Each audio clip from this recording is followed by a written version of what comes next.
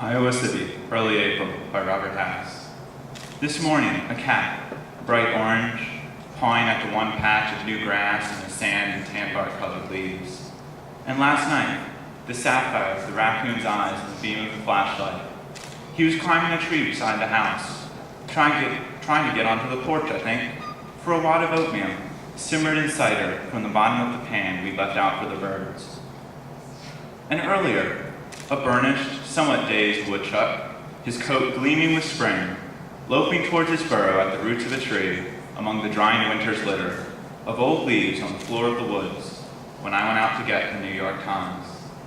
And male cardinals whistling back and forth, street, street, street, sets of three sweet, full notes weaving into and out of each other like the triplet rhymes in medieval poetry.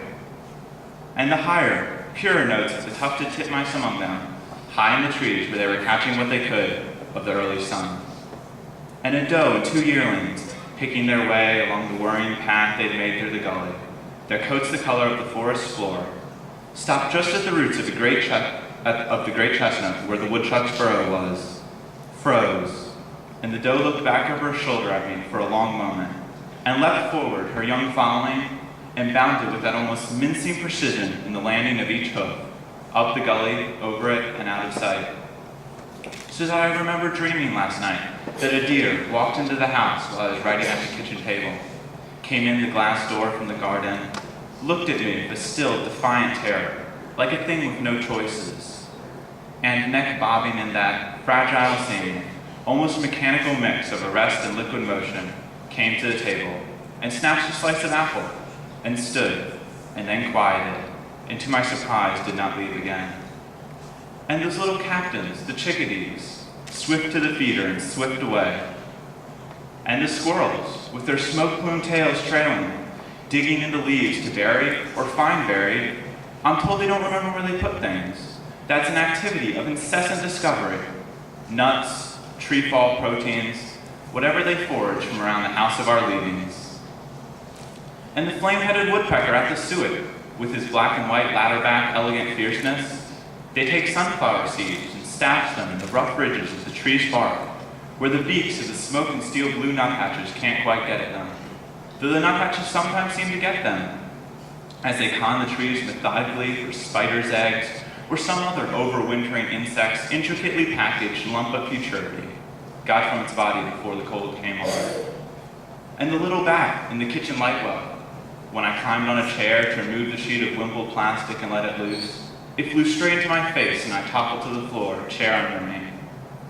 And it flared down the hall and did what seemed a frantic reconnoiter of the windowed, high-walled living room, and lit on a brass fire log where it looked like a brown and ash-gray teenage suede glove with Mephistophelian dreams, and then spurred a black sperm up, out the window, and into the twilight woods.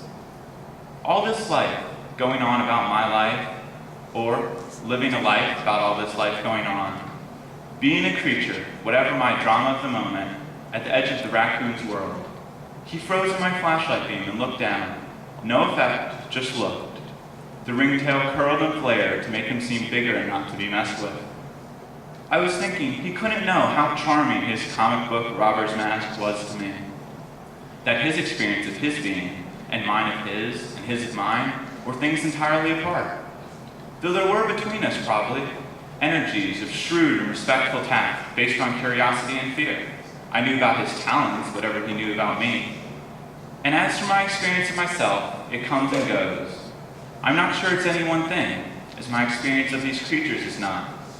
And I know I'm often too far from it, or too near, glad to be rid of it, which is why it was such a happiness.